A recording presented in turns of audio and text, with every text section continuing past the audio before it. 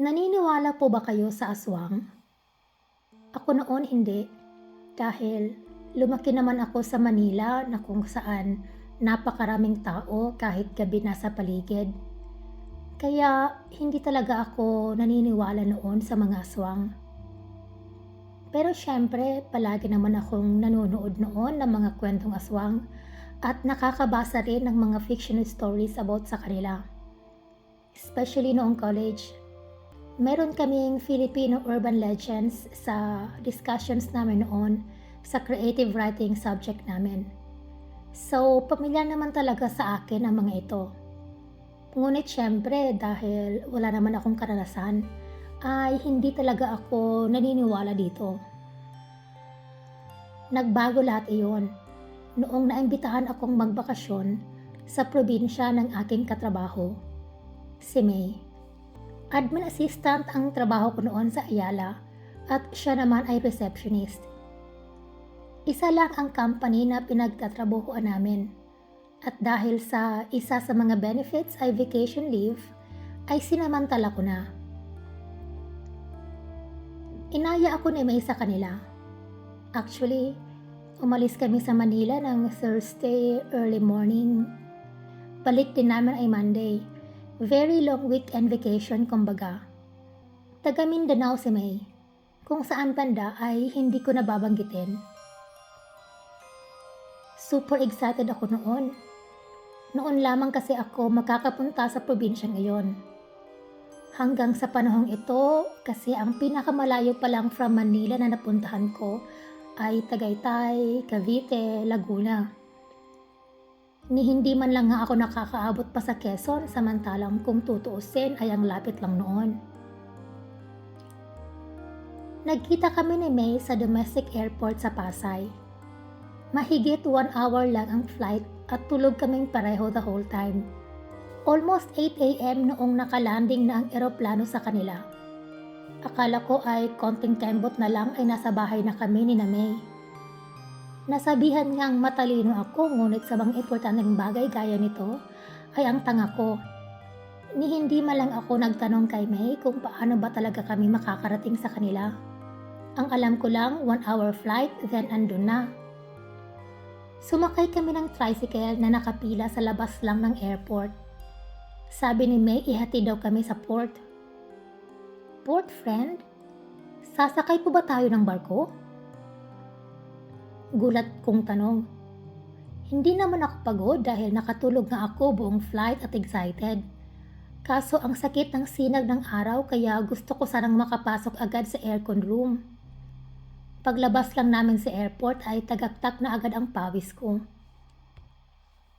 Oo, Danica, need pa nating sumakay ng isang barko.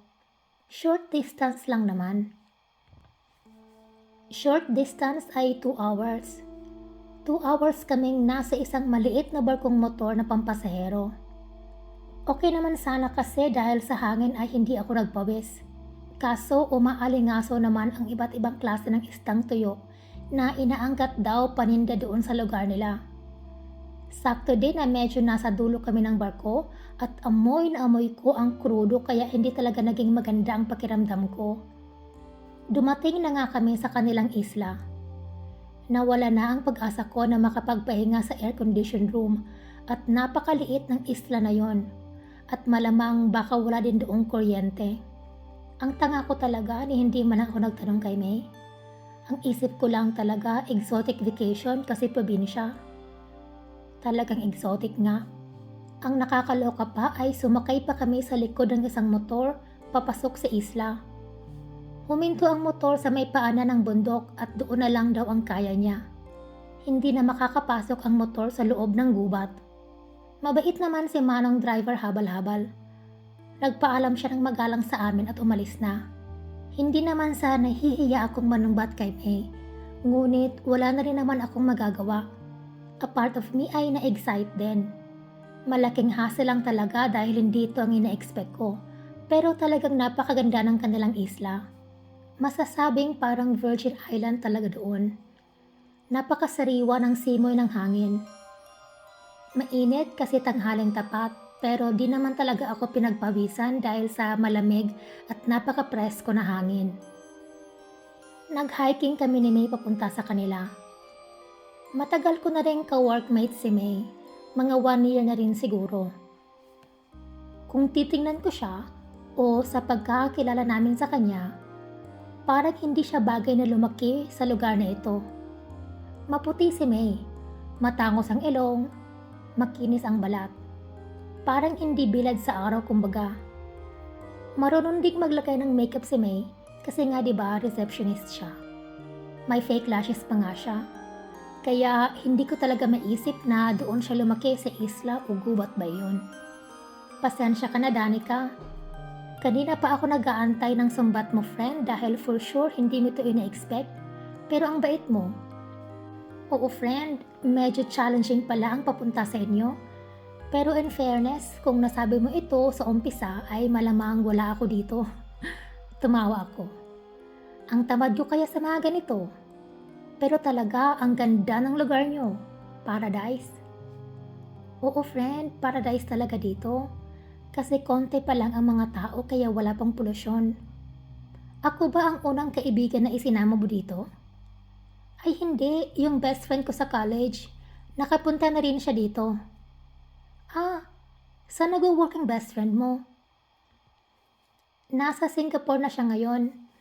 After college, nakakuha kaagad siya ng employment bilang front desk doon. Sayang nga, hindi ako nag-apply na kasama siya. Akala ko kasi wala namang kaming chance. Maya-maya ay may natanaw na kaming isang bahay sa may di kalayuan. Okay naman ang bahay. Gawa ito sa bato at may pintura din. Mayroon itong mga halaman sa bakuran na nagsisilbi na ring parang fence. Maya-maya ay may dumungaw sa bintana. Ang aking ina, sambit ni May. Masaya itong nauna na sa paglalakad. Sumalubong sa amin ang ina at ama ni May. Tuwang-tuwa ang mga ito na makitang muli ang kanilang anak. Mayroon ding maliit na kapatid na babae si May na siguro ay mga 10 taong gulang pa lamang. Ngunit hindi siya kagaya ng kaibigan ko. Morena ito, ni hindi nga sila magkamukha. Komportable naman ang bahay ni na May. Hindi pang middle class kumbaga pero hindi rin barong-barong. Wala nga lang talaga silang kuryente. Palagay ko matagal pa bago magkakuryente sa lugar na iyon kasi isla nga, tapos parang nasa gitna pa sila ng gubat. Masaya ang pagkikitungo sa akin ng pamilya ni May. Magiliw ang kanyang mga magulang. Ang ama ni May ay parang farmer at ang ina naman niya ay nagbebenta sa islang yon. Tuwang-tuwa ang nanay ni May noong inalabas ni May ang kanyang mga pasalubong. Natawa nga ako dahil noong inalabas ni May ang laman ng kanyang backpack at duffel bag ay puro pasalubong iyon. Niwala man lang siyang dalang damit para sa kanya. May mga bagong damit ang kanyang magulang at ang kanyang kapatid. Tapos halos lahat ay pagkain na. Mga corned beef, sardinas, mga sauce at ilan pang mga Tetra Pak foods. May dala din siyang mga kape, powdered milk at mga shampoo at sabon. Noong hapon din na iyon ay inaya ako ni May na pumunta daw sa isang hidden falls na malapit lang sa kanilang bahay. Kasama naman ang kapatid ni May sa pagpunta. Nagulat ako sa nakita ko. Tumampad sa aking paningin ang napakaganda at napakataas na falls. Malalaking bato at kakahuyan ang paligid nito. Napakalakas ng agos ng tubig mula sa itaas ng batis. Wow, May, ang ganda! Di ba? Kaya gusto ko na bumabalik palagi ako dito sa amin. Sambit naman niya. Tumigil kami sa falls at nagtampisaw ako sa napakalamig at napakalinaw na tubig. Pagkatapos ay naglakad-lakad kami sa paligid. Ate, biglang narinig ko ang nag-aalangang tinig ng kanyang kapatid. Napansin ko rin na biglang napatigil sa paglalakad ang dalawa. Nakatingin ang mga ito sa 3 may katandaang mga kalalakihan na nakatayo sa tabi ng daan. Kakaiba ang mga lalaking iyon. Nakatingin lang sila ng diretso sa amin. Ngunit parang may kakaiba sa kanilang mga mukha. Noong una ay hindi ko iyon matukoy. Pagkalipas ng ilang segundo ay alam ko na. May kakaibang ngiti sa mukha ng mga lalaking iyon. Parang ngiting mga demonyo. Nahintakutan ako. Hinawakan na ni May ang kamay ko at bigla kaming bumalik sa daan na tinatahak namin. Ang kapatid naman ni May ay patakbong nauna na sa paglalakad. Bakit, May? Sino ba ang mga yun? Mamaya na, Danica. Bilisan mo lang ang paglakad mo. Maya-maya ay lumingon si May. Napalingon din ako. Nandoon pa rin ang tatlong lalaking iyon, ngunit may mga kasama na sila. May mga babae na rin silang kasama na kalong-kalong pa ang maliliit nitong mga anak. May mga bata din. Para silang isang grupo at nakatingin pa rin sila sa amin. Tumakbo na si May. Hawak pa rin ang kamay ko. Noong makita na namin ang bahay ni na May, ay doon pa lang kami nakahinga ng maluwang. Ngunit hindi bumagal ang takbo ni May at ang kapatid nito. Tatay! Tatay! Pasigaw na tawag ni May. Biglang lumabas ang nanay at tatay ni May at mabilis kami nitong inalalayan papunta sa loob ng bahay. Nagmumura ang ama ni May na parang may kaaway sa labas. Noong lumingon ako, ay ganun na lamang ang aking indak na nakasunod pala sa amin ang buong grupo. Sinundan talaga nila kami hanggang sa bahay. Lahat sila. Nakatingin pa rin sila sa amin na para bang sabik na nakakakita at naghihintay ng masarap na pagkain. Noong nasa loob na kami ng bahay, ay kinuha ni May ang kanilang lagayan ng asin at ibinudbud ito sa pinto, bintana at pader ng buong bahay. Ang kanya namang kapatid ay nagsabit din ng bawang at luya kung saan-saan. Anong nangyayari, May? Natatakot kong tanong.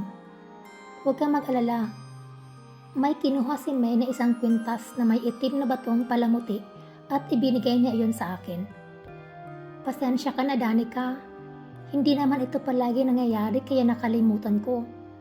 Dapat ipinasuot ko na ito sa iyo pagpasok mo pa lang sa aming bahay. Sino ang mga taong yon? Bakit parang kakaiba sila? Mga aswang sila, Danica. Nagulantang ako.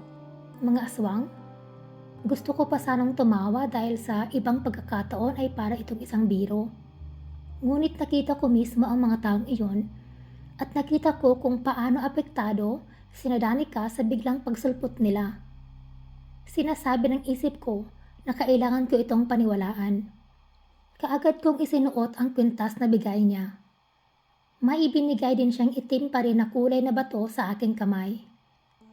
Ilagay ko daw ito sa aking bulsa. Proteksyon daw iyon. Ikaw? Tanong ko. Itinaas niya ang kanyang kamay. Palagi ko nang napapansin ang bracelet na iyon simula pa noong makilala ko siya. Akala ko part lang ng jewelry niya. Isa itong batong tourmaline. Proteksyon ito laban sa masasamang nilalang. At saka huwag kang mag-alala. Hanggang nandito tayo sa loob ng bahay at nandyan ang aking tatay ay ligtas tayo. Noong gabi na iyon ay hindi ako makatulog. Iyon ang unang gabi ng bakasyon ko. At kahit pagod ako sa biyahe, gising na gising ang aking diwa. Pero, papaano ba ako makakatulog? Kung ano-anong narinig ko sa labas ng bahay ni na May. Iba't ibang alulong ng hayop, mga tunog ng baboy, pusa, mga lagitkit ng kawayan at iba't ibang kahoy na tumatama sa bahay. Parang sa bakuran lang mismo ni na May ay may nangyayaring pakikipaglaban ng kung ano-anong mga hayop. Huwag mo na lang silang pansinin, Danica. Narinig kong tinig ng ama ni May. Natuwa lang kasi ang mga yan bigla kasi may dayo silang nakita. Palagi ho bang nangyayari ang mga ito? Ano po ba ang pwede nilang gawin sa atin? Wala naman yan magagawa kung nasa loob ka ng aming bahay kasi marami ditong pangontra. Pero kung natambagan ka nila sa labas, ay kakainin ka ng mga yan. Kaya ang mga anak ko, palagi yan sila may pangontra na tangan sa kanilang katawan. Pag may pangontra naman, hindi ka magagalaw. Sabat naman ang ina ni May. Saan ho sila nakatira? Tanong ko. Isa silang barangay na nasa tuktok ng gubat. Konti lang naman yan sila, mga ilang pamilya lang. At ang alam ko ay pakunti na lang sila. Ang iba ay nasa ibang lugar na rin. Maya-maya ay may narinig kaming kumatok. Marahan lang iyon. Napabalikwas ang tatay ni May at napatigil. Nakikiramdam. Narinig ulit namin ang marahang katok. Nagkatinginan ang mag-anak. Si May ay lumapit sa akin na para bang handa niya akong proteksyonan. Inilagay ng tatay ni May ang kanyang hintuturo sa kanyang labi at nagsenyas na tumahimik lang kami. Narinig ulit namin ang katok. Maya-maya ay nagiging mas marahas na ang katok na yon. Sino yan? Tugon ng tatay ni May. May hawak siyang buntot ng pagi at nasa likod lang ng nakasarang pintuan. Kumatok ulit. Sino yan? Tanong ulit ng tatay ni May. Maya-maya ay nagtayuan ang aking mga balahibo sa aking narinig. Isa iyong mababang boses ng isang lalaki. Ibigay mo sa amin ang bisita nyo. Kung hindi nyo ibibigay sa amin, mamamatay ang buong pamilya mo. Naramdaman kong humigpit ang hawak ng kamay ni May sa braso ko. Naramdaman kong takot si May. Alam mong hindi ko yan gagawin. Sabat ng tatay ni May. Tensyonado ang buong katawan nito na nakahawak pa rin sa buntot ng pagi. Pagkatapos ay biglang mas lumakas pa ang mga ungol at alulong ng mga hayop sa paligid ng bahay. May narinig kaming isang malaking hayop na dumapo sa bubong ng bahay. Sinundan pa ito ng isa pa, hanggang sa narinig namin na napakaraming hayop na ang kumakalampag sa bubong ng bahay. Natuklap ang yero sa bubong at lahat kami ay sabay-sabay na napatingala. Tumambad sa amin ang nakakatakot na mukha ng mga taong halimaw. Nakangisi ang mga ito. Para akong nasa panaginip at hindi makagalaw ang buong katawan ko. Isa-isang nagsitalunan ang mga taong halimaw hanggang sa napaligiran na kami. Nagsiksikan kami ni na May at ng kanyang nanay at maliit na kapatid. Nasa unahan naman namin ang tatay ni May. Galit na galit ito at nagmumura. Nakangisi ang mga taong halimaw sa amin. Ni hindi man lang ito natatakot sa hawak na buntot pagi na nasa kamay ng tatay ni May. Hinambalos ng tatay ni May ang buntot pagi sa mga aswang, ngunit maliliksi ang mga ito. Para akong nakakapanood ng isang masamang pelikula. Pinaglalaruan lamang ng mga taong halimaw ang tatay ni May. Wala akong takot na nakita sa mga mukha nito. Bigla-bigla ay may isang napakalaking aswang ang pumagitna. Ngayon ko lamang ito napansin dahil nga sa aking paginginig. Ngunit humakbang ito palapit sa tatay ni May at marahas na kinuha nito ang buntot pagi sa kamay ng tatay ni May. Tinulak nito ang tatay ni May at nakita kong dinaluhong ito ng mga aswang. Pinagkakagat ng mga ito ang tatay ni May at nakita kong sumirit at tumilamsik ang dugo sa pader. Sunod ay lumapit ang malakas at napakalaking aswang sa nanay ni May. Bigla itong napatigil. Sa bisig ng nanay ni May ay ang kanyang anak na 10 taong gulang. Nanlalaki ang mga matang puno ng luha itong nakatingin sa halimaw. Nagkakagulo ang mga aswang. Sarap na sarap ang mga ito sa pagkain ng gutay-gutay ng katawan ng tatay ni May. May mga aswang na lumapit sa kanilang leader, hawak ang parte ng katawan ng tatay ni May. Sabik at hayog ang mga ito na sinasabi sa kanilang leader kung kainin na rin kaya nila ang buong pamilya. Bigla ay nakita kong itinulak ng malakas na aswang ang mga aswang na malapit sa kanya. Nakatingin pa rin ito sa batang babae na kapatid ni May. Bigla nitong hinablot ang batang babae sa nanay ni May. Pagkatapos ay lumundag ito pabalik sa bubong. Nagsinuruan na rin ang mga aswang. Nakita ko na lang na umiiyak at tumitili na ang nanay ni May. Para itong baliw na nakatayo at paikot-ikot sa lugar kung saan nandoon ang katawan ng kanyang asawa. Si May ay malakas ding tumatangis na niyayakap ang kanyang ina. Nakatayo lang ako at nakatigalgal. Para akong nasa isang napakasamang panaginip. Maya-maya ay may mga narinig na kaming mga katok. Mga normal na boses ng tao ang mga iyon. Pinuksan ni May ang pinto at pumasok ang mga 5 kalalakihan. Nakita nito ang dugo sa isang sulok at nakita ang parang nababaliw na ina ni May. Ako ay nakatayo pa rin, naguguluhan at hindi makapaniwala sa mga nangyari. Kinabukasan ay mas dumami pa ang mga tao na dumating sa bahay ni May. Si May ang nag-asikaso at nagkwento ng lahat ng mga nangyayari. Ang ina ni May ay nakaupo sa kanilang sala at hindi makausap. Nagkaroon ng search and rescue sa umaga ding iyon. 2 grupo ng mga kalalakihan ang nagsuong sa buong kagubatan para hanapin ang kapatid ni May. Ngunit wala silang natagpuan. Kahit ang pugad ng mga aswang na iyon, ay wala rin silang nadatnan. Wala ng tao sa kanilang mga kubo. Halos nag-alsa balutan ang mga nakatira doon. Ang haka-haka ay kapamilya siguro o anak ng malaking aswang ang kapatid ni May. Ang sabi ng iba ay baka bago lang sa kanilang lugar ang aswang na iyon at doon nga ay nakita niya ang nawawala niyang anak. Ampon lamang ang kapatid ni May. Iyon ang dahilan kung bakit malayong malayo ang itsura nila sa isa't isa. Umuwi ako noong araw ding iyon. Ipinahatid ako ni May sa kapitan ng kanilang isla hanggang sa makaalis ako sa kanilang lugar.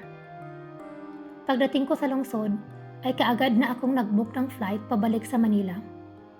Hindi na muling pumasok si May sa aming trabaho. Ang sabi ng HR ay kailangan daw niyang alagaan ang may sakit nitong ina. Wala rin akong pinagsabihan o pinagkwentuhan man lang sa mga nangyari. Noong kinumusta ng mga co-office mate ko ang bakasyon ko, ay ngumingiti at nagsasabi lang ako na okay naman. Ilang taon na rin ang nakakaraan ay nabalitaan ko na nasa Singapore na rin pala si May. Tinulungan siya ng best friend niya na makakuha ng trabaho doon. Hindi na rin nakipag-communicate pa sa akin si May. Dito pa rin ako sa aking trabaho hanggang ngayon. Mas mataas na nga lang ang aking posisyon. Umaasa pa rin ako na sana isang araw ay kontakin ako ni May. Malakas ang kutob ko na ako ang dahilan sa mga pangyayari. Kung wala sanang dumayo sa kanila, ay hindi sana naging sabik at marahas ang mga aswang sa pagsulong sa kanilang bahay. Sana isang araw ay magkausap kami ni May. Namimiss ko na rin siya. Sana ay nasa mabuti siyang kalagayan ngayon.